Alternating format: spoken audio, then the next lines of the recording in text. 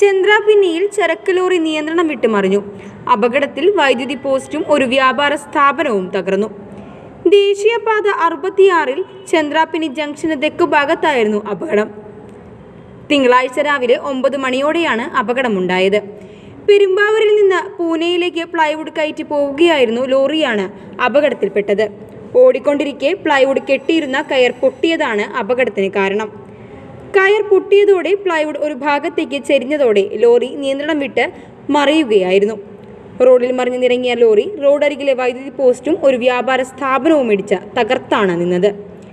അപകടത്തിൽപ്പെട്ട ലോറിയിലുണ്ടായിരുന്ന ഡ്രൈവർ കൊല്ലം സ്വദേശി അനന്തുവും സഹായിയും പരിക്കേൽക്കാതെ രക്ഷപ്പെട്ടു. അപകടത്തെ തുടർന്ന് ദേശീയപാതയിൽ കുറച്ചു സമയം ഗതാഗതം ഭാഗികമായി തടസ്സപ്പെട്ടു. കയ്പമംഗലം പോലീസും KSEB അധികൃതരും അപകട സ്ഥലത്തെത്തിയിരുന്നു.